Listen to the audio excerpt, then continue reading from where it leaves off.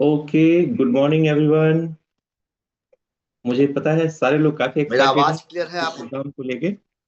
और जी, मेरा आवाज क्लियर आज है। हम लोग मेरा आवाज बिल्कुल आवाज क्लियर है, बस एक मिनट। ओके। तो अच्छा, आज ठीक हम है। लोग काफी एक्साइटेड हैं आज के प्रोग्राम को लेकर, आज के सेशन को लेकर।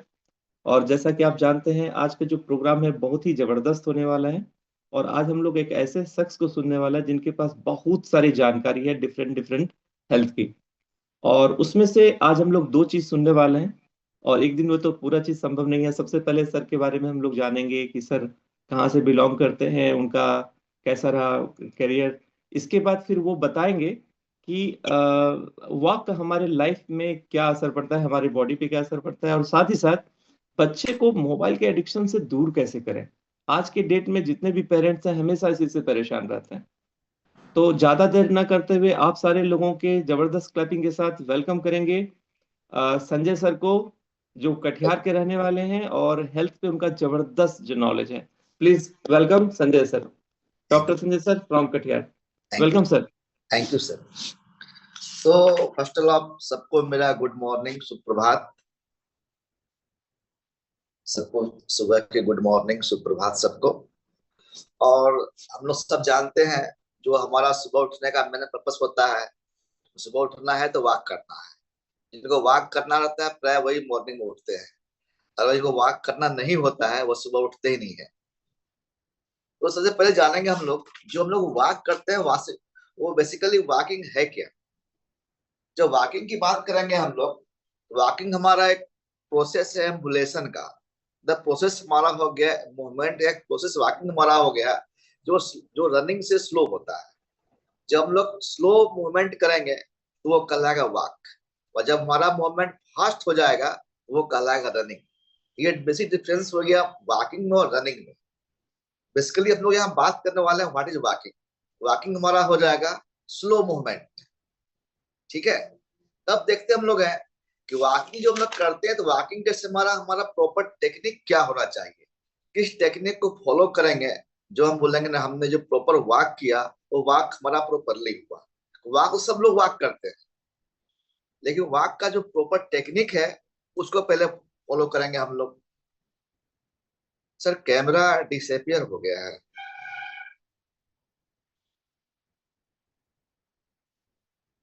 हाँ, अभी ठीक है सर। जी जी ये जी। देखेंगे हम लोग वॉकिंग का जो प्रॉपर टेक्निक, उसको देखेंगे पहले हम लोग किस टेक्निक से वॉक करेंगे, ताकि हम लोग ये बोल सके कि जो हमारा वॉकिंग है वो एक प्रॉपर वे में हो रहा है। तो वॉक में कुछ टेक्निक फॉलो करते हम लोग हैं, इसका मैं डिस्कस करता हूँ। सबसे पहला टेक्निक वॉक का होता है होल्ड योर हेड हाई। जो हमारा हेड है उसको हम लोग अपने नॉर्मल जो हमारा पैरेलल है उससे थोड़ा हाई रखेंगे हम लोग, ताकि हमारा हेड जो हो थोड़ा सा हाई हो। और जो हमारा आई का मूवमेंट हो वो ऑलवेज फॉरवर्ड हो, ना कि ग्राउंड पे हो। बहुत लोग क्या करते हैं, जब वॉक करते हैं तो ग्राउंड को देखते हैं नहीं। जब हम लोग वॉक करेंगे तो हम लोग फॉरवर्ड देखेंगे, ना कि ग्राउंड देखेंगे हम लोग। उसके बाद क्या करेंगे हम लोग को, जो हमारा चीन हमारा है, वो चीन हमारा रहेगा पैरेलल टू ग्राउंड। बट हमारा जो आई रहेगा वो फॉरवर्ड की ओर देखता रहेगा, ना ग्राउंड देखेगा। उसके बाद हम लोग क्या करेंगे, जो हमारा स्टोमक का मसल है उसको जेंटल टाइट करेंगे। कुछ लोग क्या करते हैं, जब वॉक करते सोचते स्टोमक के मसल को पूरा टाइट कर लो, ताकि स्टोमक का हमारा फैट बर्न होगा। लेकिन जब हम स्टोमक के मसल को टाइट करके जब वॉक करेंगे, उससे हमारा एब्डोमेन पेन स्टार्ट हो सकता है। तो हम लोग को क्या करना है, स्टोमक के मसल को जेंटल टाइट रखना है। और हमारा जो सोल्जर मूवमेंट होगा वो प्रॉपर होता रहेगा। बहुत लोग क्या करते हैं, वॉक कर रहे हैं और हमारे सोल्जर को एकदम एस्थेटिक रखे हुए हैं। जबकि हमें क्या करना है, जब भी वॉक करेंगे हम लोग तो सोल्जर के मूवमेंट को भी हम लोग फॉलो करेंगे, ताकि हमारा सोल्जर मूवमेंट जो हो वो ऑटोमेटिकली खुद से होता जाए। ना कि हमारा फोकस रहे कि सोल्जर मूवमेंट हमारा हो रहा है या नहीं हमारा हो रहा है। उसके बाद क्या करेंगे हम लोग, जो हमारा बैक है वो स्ट्रेट रखेंगे। कुछ लोग क्या करते हैं, जब वॉक करते हैं तो उनका जो स्पाइन पार्ट है उसको थोड़ा आर्च कर लेते हैं। उसको आर्च नहीं करना, उसको प्रॉपर स्ट्रेट रखना है उसको। उसके बाद जब आर्च करेंगे हम लोग, तो जो हमारा जो वॉक है वो स्मूथली रन करेगा। वो स्मूथली रन करेगा, फ्रॉम फीट टू टो करेगा।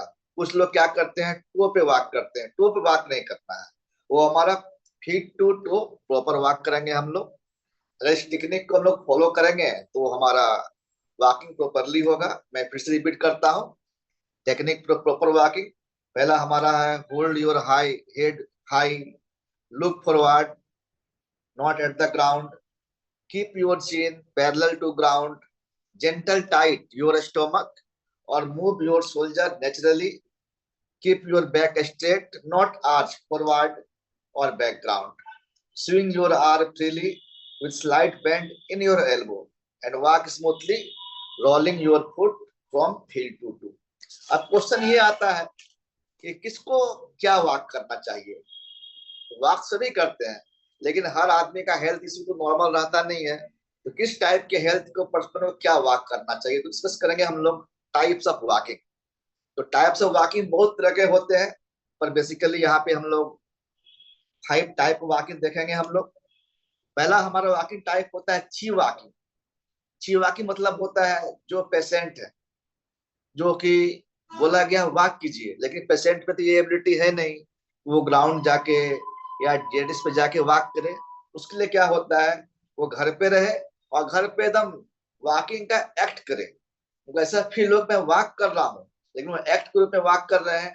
तो स्लो वॉक करेंगे, इससे उनका बॉडी क्या होगा, धीरे धीरे बॉडी उनका काम होगा और धीरे धीरे वो अपने सराउंडिंग को पहचानेंगे कि नहीं मैं सराउंडिंग में चल पा रहा हूँ, वॉक कर पा रहा हूँ। ये हमारा ची वॉकिंग हो गया। ये उन लोगों के लिए है जो बेड पेशेंट है, उनके लिए होता है। दूसरा होता है ब्रिस्क वॉकिंग। ब्रिस्क वॉकिंग मतलब ये हो गया कि हमें एटलीस्ट 1 मिनट में 100 स्टेप फॉलो करना है। अगर हम लोग 1 मिनट में 100 स्टेप फॉलो करते हैं, दैट इज ब्रिस्क वॉकिंग, और ये हेल्थ के लिए काफी अच्छा होता है। थर्ड हम लोग का होता है स्ट्रॉल वॉकिंग। स्ट्रॉल वॉकिंग उनके लिए होता है जो डेली वॉक करते हैं। कुछ लोग होते हैं वीक में 7 डे वॉक करते हैं। वीक में 7 डे वॉक करना काफी अच्छी बात है, लेकिन स्ट्रॉल वॉकिंग हमारा कहता है कि आप वीक में 1 आवर वॉक कीजिए, बट ओनली फॉर 5 डेज। जब 1 आवर वॉक करेंगे ओनली फॉर 5 डेज, तो ये आपके बॉडी वेट के कंट्रोल में या आपके बोन के इम्प्रूवमेंट में या मसल के इम्प्रूवमेंट, ये काफी हेल्पफुल होता है। फिर आपका होता है नॉर्डिक वॉक। जो नॉर्डिक वॉक उसके लिए होता है किसी आदमी का लेग में ज्वाइंट का इंजरी हो गया है। जब ज्वाइंट इंजरी हो जाता है, डॉक्टर बोलते हैं कि जब आपका ज्वाइंट इंजरी हो गया है तो आपको वॉक करना है स्मूथली। तो जब ज्वाइंट इंजरी हो गया है, अगर वो वॉक प्रॉपर करेंगे तो हो सकता है ज्वाइंट में इंजरी बढ़ जाए उनका। उस स्टेट में क्या करेंगे हम लोग, अपने दोनों हाथों में स्टिक लेते हैं और स्टिक लेने के बाद स्टिक के हेल्प से वॉक करते हैं, ताकि हमारा ज्वाइंट पे प्रॉपर प्रेशर ना पड़े और हमारा वॉक भी हो जाए। वो हमारा कहलाता है नॉर्डिक वॉकिंग कहलाता है। और लास्ट हमारा रेस वॉकिंग, जहाँ पे सुना होगा मैराथन रेस जो वॉक करके होता है, उसमें हम लोग क्या करते हैं, स्पीडली वॉक करते हैं, और जब होता है तब वॉक करते हुए हमारा हो गया रेस वॉकिंग। लगातार स्पीडली वॉक करना बहुत आवर के लिए, दैट इज रेस वॉकिंग होता है।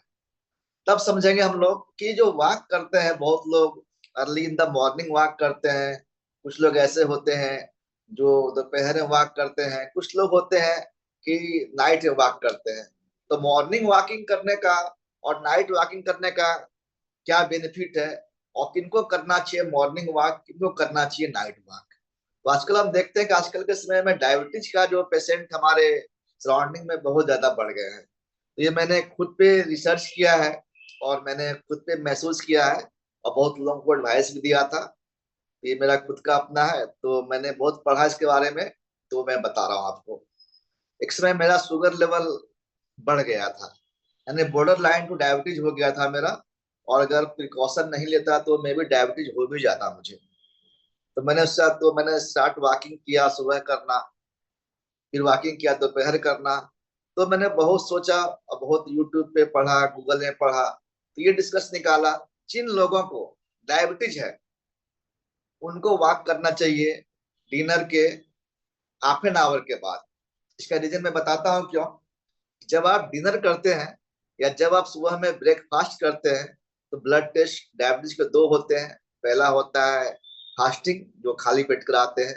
दूसरा होता है पीपी, जिसको बोलते हैं post prandial blood sugar test.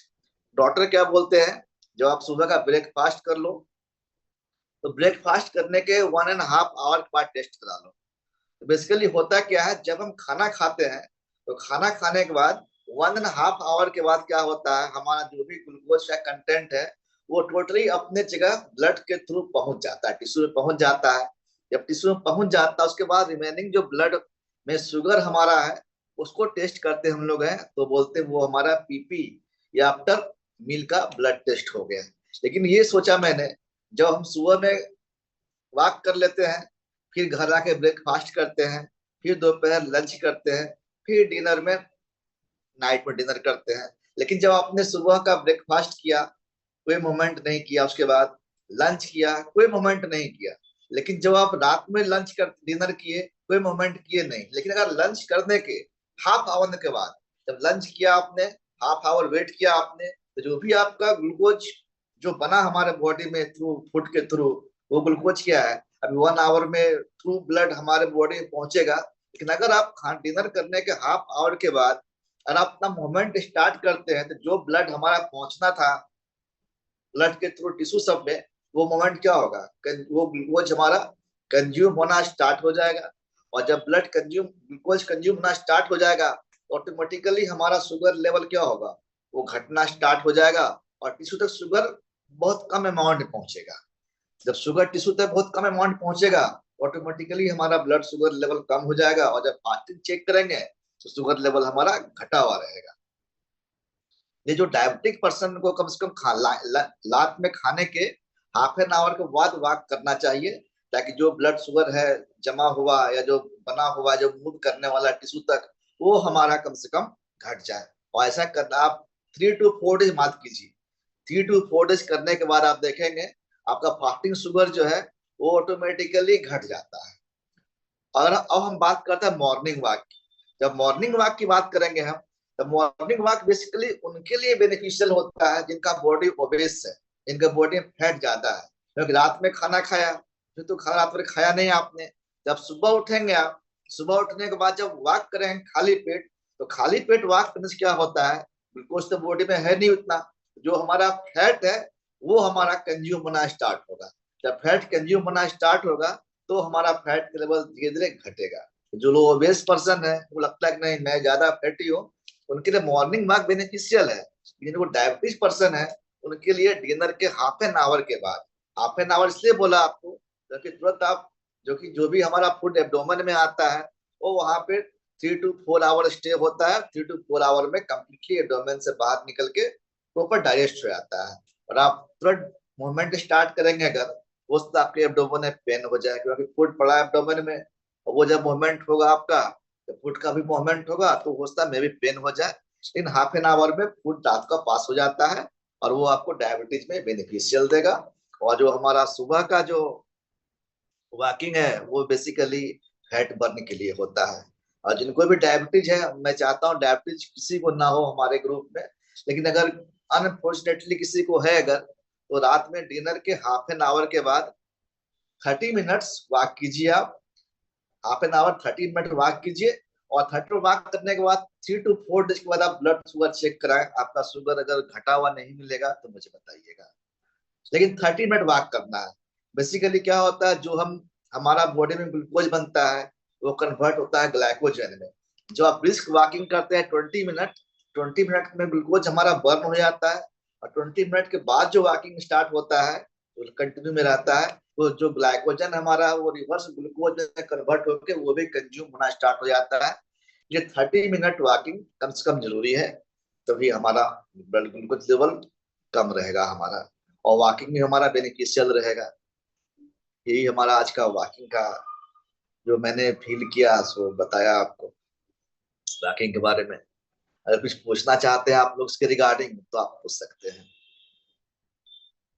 Sir mobile addiction के बारे में आप बताने हाँ, वाले थे। हाँ। अभी अभी के समय में क्या हो रहा है, अभी मैं यहाँ पे हैदराबाद में बच्चों पे ही काम करता हूँ, और यहाँ पे जितने भी केसेस हमारे आते हैं, एक डिसऑर्डर होता है ऑटिज्म। ऑटिज्म में बेसिकली क्या होता है, lack of social interaction, lack of communication and repetitive behaviour होता है। ये 3 हमारे बुक में लिखा हुआ था, lack of concentration, lack of social interaction और रिपीटेटिव बिहेवियर लिखा हुआ था। लेकिन अभी क्या हो रहा है, ये तो हमारा ड्यू टू ब्रेन के कारण होता था। अभी पेरेंट्स हमारे क्या करते हैं, जो पेरेंट जॉब करते हैं या मदर जॉब नहीं भी करती है, काम करना होता है, तो बच्चे को मोबाइल लगा देते हैं। जब बच्चे को मोबाइल लगा देते हैं तो बच्चे क्या होते हैं, मोबाइल देखते रहते हैं। जब मोबाइल देखते हैं, उनको लगता है कि ये मोबाइल ही सब कुछ मेरा है। अभी एक केस मेरे सामने कुछ दिन पहले आया था। तो बच्चा का जब बर्थ हुआ था तो बच्चा साल भर मम्मी पापा दादा सब बोलता था, लेकिन उसकी मम्मी ने क्या किया, उसको मोबाइल दे दिया।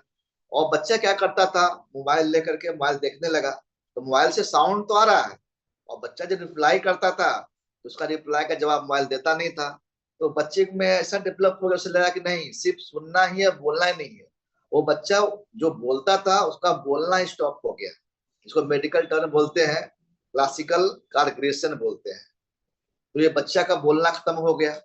और जब बच्चा मोबाइल देखेगा, सबसे पहला खराबी क्या होगा, वो अकेला रखना सीख जाएगा, किसी से मिलेगा जुलेगा नहीं, सोशलाइजेशन उसमें होगा नहीं। Recording और, in progress.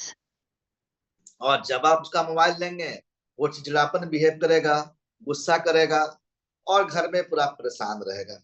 इन सब बच्चों के लिए थेरेपी तो बहुत ज्यादा देना पड़ता है, लेकिन बेसिकली एक ही बात कहेंगे, मोबाइल बच्चे को ना दें। और ऐसे बच्चों के साथ चाहिए पेरेंट को कि फ्रेंडली, जैसे बच्चे बाहर में खेलते हैं वैसे पेरेंट फादर हो या मदर हो, मोबाइल छोड़ के जब खेलना स्टार्ट कर देंगे धीरे धीरे, उनका सोशलाइजेशन ही बढ़ेगा, उनका अकेलापन भी दूर होगा, और धीरे धीरे मोबाइल का हैबिट जो है वो भी उनका धीरे धीरे कम हो जाएगा। तो सब मेन बात है कि मदर हो या फादर हो, जितना टाइम आप बच्चे को देते हैं मोबाइल, उतना टाइम पे आप साथ खेलिए। बहुत सा इंडोर एक्टिविटी होता है जो साथ में आप घर में खेल सकते हैं। कुछ भी ना हो तो पकड़ा पकड़ी खेलिए, आप छिपिए वो खोजेगा, आप दौड़िए वो छुएगा, या हाथ में एक बॉल लीजिए, उसको बच्चे को बॉल कैच कराइए, आप कैच कराइए। इससे क्या एक्टिविटी भी हो रहा है, हमारा ज्वाइंट का मूवमेंट भी हो रहा है, और बच्चों का मेंटल डेवलपमेंट भी होगा। और ये काम करेंगे तो मोबाइल का धीरे धीरे एडिक्शन छूट जाएगा। और ये काम अगर नहीं करेंगे तो धीरे धीरे ऑटिज्म डेवलप कर जाएगा। तो फिर उसका इलाज 2 साल 3 साल 4 साल चलता रहेगा। और उसका इम्प्रूवमेंट कितना होगा, कुछ तो इम्प्रूवमेंट होता है, लेकिन कितना टाइम लगेगा पता नहीं। क्योंकि मैं यहाँ पे जो काम करता हूँ हैदराबाद में, यहाँ जितने बच्चे आते हैं 90% बच्चे मोबाइल वाले आते हैं। और का इलाज काफी एक्सपेंसिव होता है, और ट्रीटमेंट का लंबा टाइम चलता है, और रिकवरी क्या है बहुत थोड़ा थोड़ा थोड़ा थोड़ा करके होता है। और यहाँ हम लोग क्या कराते हैं, बस बच्चे साथ प्ले करते हैं, different type of play activity हो तो वो करते हैं हम लोग हैं, ताकि बच्चा प्ले करे तो मोबाइल का हैबिट छूटे उसका। तो वही प्ले घर में करेंगे तो मोबाइल का एक्टिविटी क्या बच्चे का अपने आप छूट जाएगा। बच्चे को टाइम देना पड़ेगा, बस यही चीज है जो हम लोग आजकल दे नहीं पाते हैं। बहुत ही बढ़िया सर। सर हम ये चाहेंगे कि यहाँ पे जितने भी ऑडियंस हैं, हम लोग पहली बार आपको सुन रहे हैं, तो जी थोड़ा जी। सा आप अपने करियर करियर जर्नी के बारे में बताएं कि आपने करियर कैसे स्टार्ट किया और अभी आपका क्या चल रहा है सर। अभी मैंने मैट्रिक इंटर कटिहार से ही पास किया था मैंने। उसके बाद मेडिकल का प्रिपरेशन किया। उसके बाद मेरा सिलेक्शन फिजियोथेरेपी में हुआ, तो मैंने पटना मेडिकल कॉलेज से बैचलर ऑफ फिजियोथेरेपी किया। उसके बाद करने के बाद मैंने देखा कि समाज में टीचिंग का बहुत मतलब प्रॉब्लम हो रहा था, अच्छे नहीं मिल रहे थे। तो मैंने अपना हॉस्पिटल का जॉब छोड़ करके टीचिंग लाइन में आ गया। टीचिंग लाइन आने के बाद मैंने एक्स्ट्रा माँ एजुकेशन में पढ़ाया, सुपर 30 में पढ़ाया, आकाश में पढ़ाया। कुछ साल पहले अन अकेडमी रांची में पढ़ा रहा था। और जब मैं आसाम में था सुपर 30 में, वहां पे मैंने नीट के स्टेट टॉपर दिए थे। नीट पूरे ऑल इंडिया एग्जाम नीट का होता है, उसमें स्टेट का रैंक 1 स्टेट रैंक 2 दिया पूरा। उसके बाद करने के बाद फिर मुझे लगा कि टीचिंग का इतना जानना था उतना तो बहुत कुछ किया मैंने। तब लगा कि जो मेरा अपना प्रोफेशन था उसको कुछ करना चाहिए। और देखा आस पास में कि हमारे बच्चे आजकल समाज सोसाइटी के मोबाइल बहुत देख रहे हैं। फिर हमारा हमने पीजी जयपुर से किया पेडियाट्रिक में। और जयपुर से पेडियाट्रिक करने के बाद सबसे बेस्ट सेंटर जो पीडियाट्रिक रिहैब का है वो आपका हैदराबाद में है। तो यहाँ पे हैदराबाद में ऑनलाइन इंटरव्यू दिया था, फिर मेरा सिलेक्शन हैदराबाद में हो गया। फिर यहाँ ज्वाइन किया। जब यहाँ ज्वाइन किया तो देखा कि मोबाइल एडिक्शन का कितना हार्मफुल इफेक्ट बच्चों पे होता है वो यहाँ देखता हूँ। जब बच्चे को सामने देखता हूँ, कितने बच्चे आते हैं पूरा रोते रहते हैं, कितने हैं सामान फेंक रहे हैं, कितने हैं गोल गोल घूम रहे हैं, कितने हैं चिल्ला रहे हैं हाथ कर रहे हैं। लेकिन उस पर काम कर रहा हूँ। इम्प्रूवमेंट सब में होता है। बस यही है, यहाँ पे काम जब पूरा हो जाए मेरा, अच्छे से कर लूँ, तो आगे फ्यूचर में कटिहार में खोलने की इच्छा है। ताकि कटिहार में खोलिए, कटिहार में लोगों को हेल्प कर सकूँ मैं।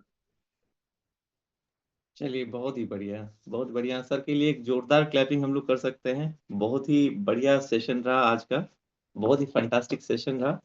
और अगर आप लोग कुछ सवाल करना चाहते हैं किसी तो को एक दो सवाल हम लोग ले सकते हैं। आपको मेडिकल रिलेटेड कोई भी सवाल करना हो, जैसे मैं तो यस, फिजियोथेरेपी कर रहा हूँ, यस, यस, यस। आपको डायबिटीज का रिलेटेड या प्रेशर रिलेटेड या किसी भी बीमारी का, आपको जो भी हेल्थ इलनेस आपका, आपके रिगार्डिंग कोई भी क्वेश्चन आपका है कि नहीं हेल्थ इलनेस का, तो हमसे आप पूछ सकते हैं। Yes, yes. अगर हाँ, आपके कुछ सवाल हो तो कोई हम भी लोग सवाल, सवाल कुछ ले सकते हैं। डायबिटीज का हो, ब्लड प्रेशर का हो, प्रोस्टेट का हो, जो भी, या हेल्थ इशू कुछ भी आपका है, या जॉइंट मूवमेंट प्रॉब्लम हो, या कुछ भी प्रॉब्लम हो, या पेट का प्रॉब्लम हो, कुछ भी हो आपका, आप कुछ भी सवाल आप पूछ सकते हैं। कोई भी मेडिकल इलनेस हेल्थ का सवाल पूछ सकते हैं, कहीं से पूछ सकते हैं आप। Yes, yes, yes. तो शुरू करेंगे सबसे पहले प्रमोद सर से। Pramod sir. Good morning sir, बहुत हाँ, अच्छा गुड आपका मॉर्निंग। टीचिंग रहा। हाँ, थैंक तो यू सर। सवाल तो कुछ नहीं है सर, आप जो बताया उसको हम लोग फॉलो कर रहे हैं, मॉर्निंग वॉक कर रहे हैं, और विकास सर इस कम्युनिटी को बनाया है, रोज हम लोग सीख रहे हैं। बिल्कुल बिल्कुल तो सर। आप लोग के दुआ से कोई भी हेल्थ चैलेंज अभी तक नहीं है, आगे भी नहीं रहेगा, क्योंकि हम लोग नहीं, सुबह सुबह लेकिन तो एक बात कहना चाहेंगे कि हमारे ग्रुप में अगर किसी को डायबिटीज है, तो वो रात में डिनर के बाद हाफ एन आवर वेट करेंगे, 30 मिनट वेट करेंगे, और 30 मिनट वेट करने के बाद आप 30 मिनट विस्क बास वॉकिंग कीजिए, मात्र 3 डेज। और 3 डेज के बाद शुगर फास्टिंग चेक कराइए, आपको बिल्कुल ही घटा हुआ मिलेगा। आपने बहुत मात्र। सारी जानकारी आज दी, बहुत अच्छा लगा। तो सर के लिए जोरदार क्लैपिंग हो जाए। Thank you sir. जय सर, कुछ आप कहना चाहेंगे सर? रवि सर का एक सवाल है। आप बोलिए। आनंद सर लिख कर दिए हैं, जरा ले लीजिए ना। ये सर रवि सर का है। हाँ अभी तो भेजे हैं वो। एक एक मिनट सर, तुरंत तुरंत सर्वाइकल भेजता हूँ। स्टफनेस कैसे कम होगा सर? सर्वाइकल स्टफनेस कैसे कम होगा? किसी को सर्वाइकल स्टफनेस है? हाँ हाँ, देखिए, जो सर्वाइकल बोला आपने ना, तो मेडिकल टर्म में बोलते हैं सर्वाइकल स्पॉन्डिलाइटिस बोलते हैं, ठीक है ना। और जो हमारा सर्वाइकल स्पॉन्डिलाइटिस होता है, जब ये बीमारी किसी को हो जाता है, तो सर्वाइकल हमारा ऑटोमेटिक टफ हो जाता है। क्लियर है ना। तो होता क्या है, बेसिकली जो हमारा सर्वाइकल रीजन हमारा होता है, वो बना होता है 7 सर्वाइकल वर्टिब्रा से। जो काउंट होता है C1 C2 C3 C4 C5 6 7। तो बेसिकली क्या होता है, जो हम लोग टीचिंग का काम करते हैं, या हम लोग कंप्यूटर जब काम हम लोग करते हैं, तो हमारा जो नेक का पोस्चर होता है, वो एकदम से बेंड रहता है। जब नेक का पोस्चर हमारा प्रॉपर बेंड रहेगा, तो क्या होगा, नेक हमारा स्टेटिक हो गया वन पोजिशन में। जब बेंड रहेगा, वो स्टेटिक हो गया, तो हमारा जो C5, यानी C5 to C6 और C6 to C7, C5 से C6 और C6 से C7, ये पार्ट जो होता है ज्यादा मूवेबल होता है। और स्टैटिक रखेंगे आप, तो हर वर्टिब्रा, चाहे C1 से C2 हो, C2 से C3 हो, सबके बीच में एक प्रॉपर गैप होता है। तो क्या होता है, जब कंप्यूटर काम करेंगे आप, या हेड डाउन रखेंगे हमेशा, वो जो स्पेस हमारा होता है मेनली C5 C6 के बीच या C6 से C7 के बीच, वो स्पेस रिड्यूस कर जाता है। और जब स्पेस रिड्यूस कर जाएगा हमारा, तो जो नर्व का जो नर्व वहां से पास किया है, उसमें क्या होगा, इम्पीजमेंट आ जाएगा, वो प्रॉपर पास नहीं कर पाएगा। जब पास नहीं कर पाएगा, फिर आगे जो ब्रांचेज है, वो कहीं पे फंस गया, जगह कम मिला उसको, तो फंसने से क्या होता है, वो हमारा सर्वाइकल प्रॉब्लम स्टार्ट हो जाता है।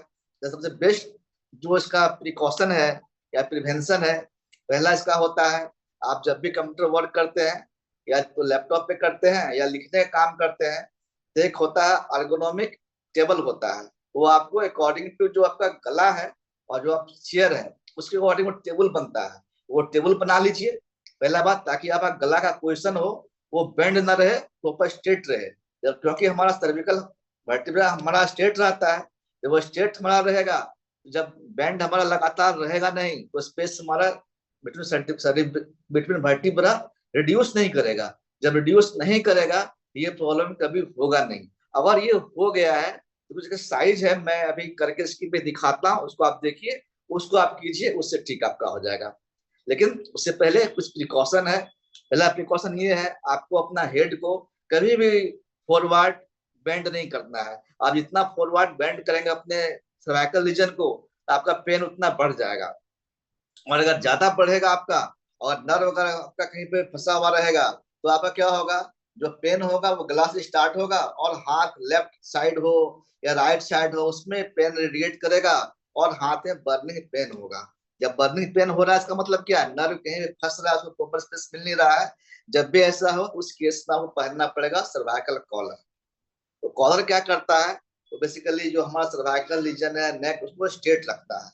और चूंकि इसके साइज एक दो मैं बताता हूँ करके, आज स्क्रीन पे देखिए। पहला होता है साइज होता है, आप ये हाथ देख रहे हैं, इस हाथ को ऐसे अटैच करेंगे, ऐसे फंसा लेंगे इसको।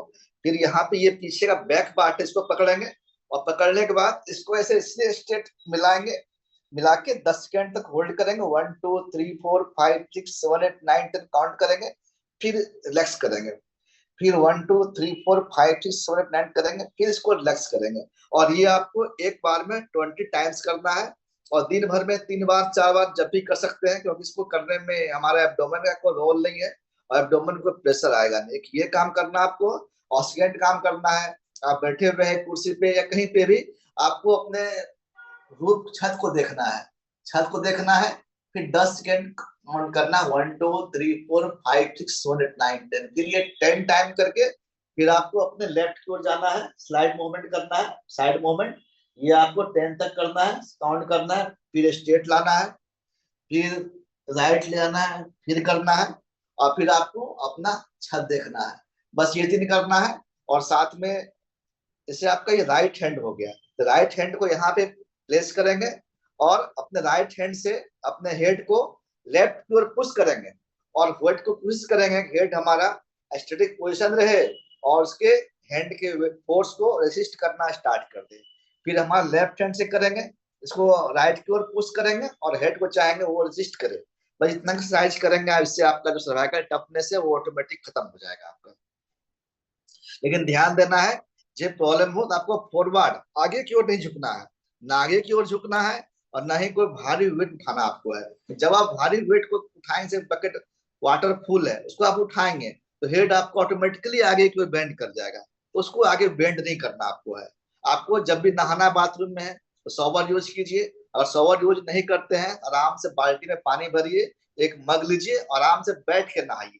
क्योंकि खड़ा होकर नहाएंगे तो भी आपका गला क्या होगा, आगे को बेंड होगा। तो गला को आगे की बेंड नहीं करना है, तो वो आपका स्थिति और वर्ष कर देगा आपका। और बाकी साइज बताया है वो कीजिए, उससे बेनिफिशियल मिलेगा आपको। Thank you sir. बहुत बढ़िया। और कोई एक सवाल है एक सर? एक जो मुझे लग रहा है ना, सबसे ज्यादा इशू ये भी आने का एक और रीजन क्या है ना, कि लोग जो मोबाइल पे ऐसे झुके रहते हैं ना सर, वही हाँ, मैं वो भी बहुत ज्यादा है। देखिए मोबाइल ये जो जो आप बताए हम अगेंस्ट है ये। जब मोबाइल झुके रहेंगे तो आपका सर्वाइकल रीजन क्या हो गया, सर्वाइकल का मूवमेंट जो हमारा होता है दो साइड होता है, या फॉरवर्ड होगा, या बैकवर्ड होगा, या साइड होगा। लेकिन जब आप बेंड कर दिए, मोबाइल लाइक कर दिए, ये लगातार कर दिए, तो लगातार रहते रहते हमारा बोन होता है, उसी अकॉर्डिंग अडेप्ट करना स्टार्ट कर देगा। जब बोन अडेप्ट करना स्टार्ट कर देगा, जो नर्व पास हुआ है वो भी क्या होगा, फंसना स्टार्ट हो जाएगा। तो वो ज्यादा कसते, ये रीजन भी ज्यादा कर सकते हैं आप। Thank you sir. और वो इवनिंग वाला जो आपने वॉक बताया ना, वो मेरे को बहुत फ्रूटफुल लगा। और मुझे लगता है कि सर आपने जैसे बताया कि वो जिनको डायबिटिक है वो करे, लेकिन हाँ, जैसे कि हम लोग बिल्कुल फिट है, तो हम लोग भी तो इवनिंग में डिनर के बाद एक हल्का सा वॉक ले लो तो हेल्थ के लिए हाँ, बेनिफिट है ना। अगर आप डिनर करने के आधा घंटा तक रेस्ट करना आपको है, कोई वॉक नहीं करना है। डिनर के आधा घंटा के बाद वॉक करना, आप देखेंगे जब वॉक करेंगे आप, तो आपको अपने आप में ये पूरा फील आएगा कि बॉडी मेरा काफी हल्का हो गया है, और शुगर लेवल जो है और बढ़ने का भी रहेगा, तो वो ऑटोमेटिकली कम होता रहेगा आपका। क्योंकि जो शुगर लेवल आपने आधा घंटा वॉक रेस्ट किया आपने, जो हमारा ग्लूकोज लेवल ब्लड के थ्रू टिश्यू पहुंचेगा, वो तो पहुंच नहीं पाएगा ना, ऑलरेडी कंज्यूम हो गया, तो लेवल हमारा क्या होगा, ऑटोमेटिकली घटा हुआ रहेगा हमारा। नहीं सर, ये वाला तो आज से ऐड हो गया मेरे लिस्ट में। अब वैसे भी हम लोग 5-6 बजे डिनर कर लेते हैं, हाँ तो हाँ, अब 7-8 बजे तक एक वॉक हो जाएगा एकदम परफेक्ट। थैंक यू सर, ये वाला बहुत अच्छा टिप्स आपने दिया। Thank you sir. हाँ, क्योंकि इवनिंग में अपने टीम के कुछ लोगों से बात करना रहता है, तब उसी वॉक में अपना बात भी हो हाँ जाएगी, थोड़ी हाँ देर हाँ तक हाँ दोनों। हाँ हाँ। और आप दोपहर में भी खाना खाते हैं ना, दोपहर में भी खाना खाने के आधा घंटा बाद अगर वॉक करेंगे, जो भी एक्स्ट्रा ग्लूकोज है वो ऑटोमेटिक क्या होगा, खत्म हो जाएगा। बर्न हो जाएगा। मेन चीज है कि खाना खाने के आधा घंटा बाद वॉक करना है, ताकि जो ग्लूकोज हमारा ब्लड के थ्रू टिश्यू पहुंचे वह टिश्यू पहुंच न सके। हाँ तो हाँ पहुंचने हाँ पर ऑटोमेटिक चलेंगे तो कंज्यूम हो जाएगा वो, तो हाँ हाँ, ऑटोमेटिक ट्रू। शुगर लेवल घटा हुआ रहेगा। ये जुगाड़ बहुत अच्छा आपने बता दिया। Thank you sir, thank you. और भी कोई क्वेश्चन किन्हीं का है तो पूछ सकते हैं कहीं से भी। जयनंदन जी कुछ पूछ रहे हैं? जी जी बोले जी। जयनंदन साहब, आनंद सर को अनम्यूट कीजिए। हाँ, अनम्यूट कर लीजिए जयनंदन सर। हाँ हाँ सर, ये नमस्कार। नमस्कार सर। सर बोल रहे थे जिनको प्रोस्टेट का ज्यादा परेशानी होती है, पेशाब बार बार आता है, हाँ हाँ सर, उनके लिए क्या किया जा जो सकता है? पोस्टेट करते हैं ना उनके लिए एक्सरसाइज आके आता है, जिसको लोग बोलते हैं कीजल एक्सरसाइज बोलते हैं, इसको लोग बोलते हैं हम लोग हैं कीजल, KEIGEL, कीजल एक्सरसाइज हाँ बोलते हैं। इसमें क्या होता जी है कि इसमें इसमें मैं बताता हूँ, इसमें आप पीठ के बल आपको लेट जाना आपको है, ठीक है। जी पीठ के बल आप लेट जाए, लेटने के बाद दोनों घुटनों को आप क्या कीजिए, बेंड कर लीजिए। पीठ के बल लेट करके दोनों घुटनों को आपको बेंड कर लेना है, और दोनों हाथ को अपने साइड रखना है। और उसके बाद क्या करना है, घुटनों को बेंड करने, घुटनों को 90 डिग्री के लिए बेंड कर लेंगे, लेट पीठ के बल लेट करके, और हाथ को साइड रखेंगे। और उसके बाद जो आपका कमर का पोर्शन है उसको धीरे धीरे स्लाइड ऊपर उठाना है, बिना हाथ के सपोर्ट के, बिना घुटना सपोर्ट के।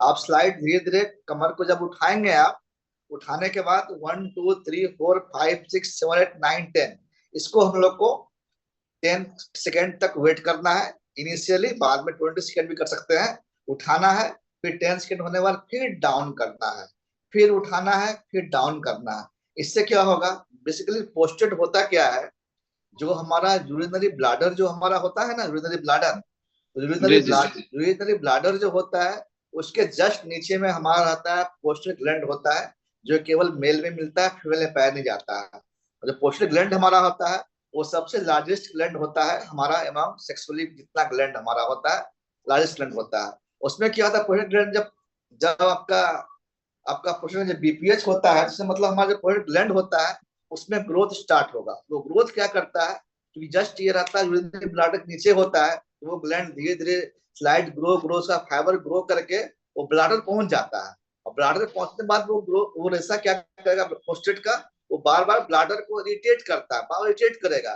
जब ब्लाडर को बार बार इरिटेट करेगा, जो यूरिन वहां पे स्टोर होना था वो स्टोर हो नहीं पाता है, बार बार आपको यूरिनेशन की इच्छा करवा देता है, इरिटेट करवा करवा करके। इसलिए ब्लाडर, इसलिए पोस्टेट में क्या होता है, यूरिनरी पास ज्यादा होता है, जो जी पोस्टेट का रेसा है वो बार बार इरिटेट कर रहा है, उसको इरिटेट करेगा तो ऑटोमेटिकली यूरिनेशन ज्यादा होगा। लेकिन जब एक्सरसाइज आप करेंगे उसमें क्या होगा, जो आपका पेल्विक रीजन है उस पर प्रेशर पड़ेगा, जो उस प्रेशर पड़ेगा आपका, तो धीरे धीरे रेसा जो है धीरे धीरे होना कम हो जाएगा, इरिटेशन कम हो जाएगा, और धीरे धीरे मतलब 20 डेज 30 डेज के बाद आपका जो यूरिनेशन प्रॉब्लम है वो धीरे धीरे कम होना स्टार्ट हो जाएगा आपका।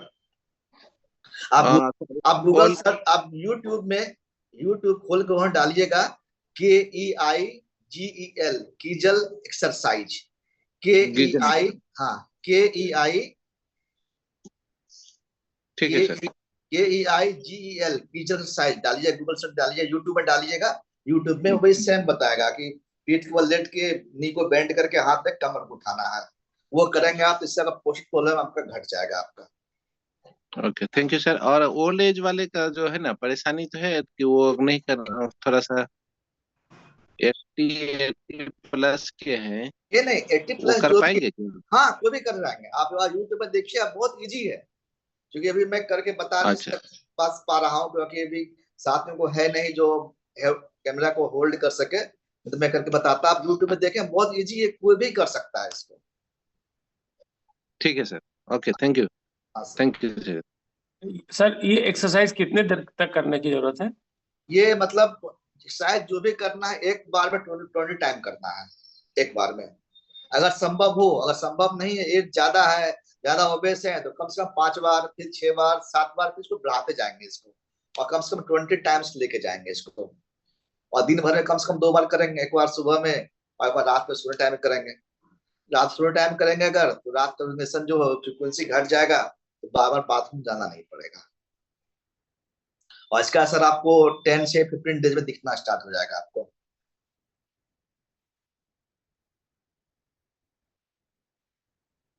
वाह, बहुत ही जबरदस्त, बहुत ही फंटास्टिक इंफॉर्मेशन सर के द्वारा हम लोगों को मिला। और हम लोगों ने देखा कि कितना बढ़िया इनका करियर का जर्नी रहा। और लास्टली उन्होंने मेडिकल प्रोफेशन को चुना और अभी भी वो काफी तेजी से इस पे काम कर रहे हैं। सर से कल बात हो रही थी तो ये हैदराबाद में अभी भी हैं, और वहां पर बहुत सारे पेशेंट ऐसे हैं जो इंडिया के कोने कोने से आ रहे हैं। तो हाँ इनका सपना है, यस, इनका सपना है कि जो फैसिलिटी वहां पर हैदराबाद में लोगों को मिल रही है, वही फैसिलिटी हमारे बिहार में, हमारे लोकल रीजन में, कटिहार में मिले। तो सर के लिए एक जोरदार क्लैपिंग हम लोग कर सकते हैं। बहुत ही जबरदस्त सेशन के लिए बहुत बहुत धन्यवाद संजय सर, आपने इतना कीमती थैंक यू। वक्त हम लोगों के लिए निकाला। नहीं नहीं, और मतलब कि आप लोगों के बीच रहना तो अच्छा लगता है ना, कब आप लोगों से मिलजुल रहे हैं, बात कर रहे हैं। जी जी जी, और सर ने काफी अच्छा जानकारी दिया। और यहाँ पर जितने भी लोग अभी हम लोग कनेक्ट हैं, लगभग 45 अभी हैं, ये 51 55 तक गया था। तो यस जितने सर। भी लोग यहाँ पर हैं, और सर ने जितना भी चीज बताया, वो हर आदमी के काम आने वाला है। और खास करके ये जो प्रोस्टेट वाली चीज उन्होंने बताया, हर आदमी के घर में बुजुर्ग हैं, और बुजुर्गों को ये परेशानी लगभग रहती ही रहती है। तो ये जो एक्सरसाइज इन्होंने बताया, इस एक्सरसाइज को हम लोग यूट्यूब पे देखें और कोशिश करें कि ये एक्सरसाइज हर बुजुर्ग करे, ताकि उनको ये परेशानी ना हो। हाँ, रात और में जाएगा उनका। यस सर, क्या बोल रहे हैं? रात में 1 हफ्ता 2 हफ्ता करने के बाद देखेंगे रात में फ्रीक्वेंसी ऑटोमेटिक घट जाएगा उनका। Yes yes, 20 times in one shot. अगर हाँ, दिक्कत हो रही है तो थोड़ा कम कर लेंगे, और 5 दो करेंगे, 6 करेंगे, बार। धीरे धीरे बढ़ाएंगे। जी yes yes, 2 times per day, और 10 से 15 दिन में रिजल्ट। यस। हाँ तो बिल्कुल ये बिल्कुल। सारा चीज मैंने नोट कर लिया, सारा वॉक का तरीका और सारा चीज तो बहुत ही बढ़िया लगा। यस वॉक तो हम सारे लोग करते थे, लेकिन आज हम लोगों ने जाना कितने तरह का वॉक होता है। तो यस। फाइनली एक बार जोरदार क्लैपिंग सर के लिए। बहुत ही अच्छा सेशन रहा हम लोगों का। और फिर अगर होगा तो सर को हम लोग फिर कॉल करेंगे, क्योंकि आज तो हम लोग बहुत सारा चीज जाने, और सर के पास जानकारी बहुत है। तो एक बार फिर से सर को हम लोग बहुत जल्दी सुनेंगे। तो बिल्कुल। आज आज बहुत बहुत धन्यवाद सर आपका। हम लोग यहीं थैंक पे यू। सेशन को कंक्लूड करते हैं, और फिर मिलते हैं कल यस सुबह नए टॉपिक के साथ, नए सेशन के साथ। थैंक यू सर, जी। Thank you so much. Thank you sir, thank okay you. Okay, bye bye.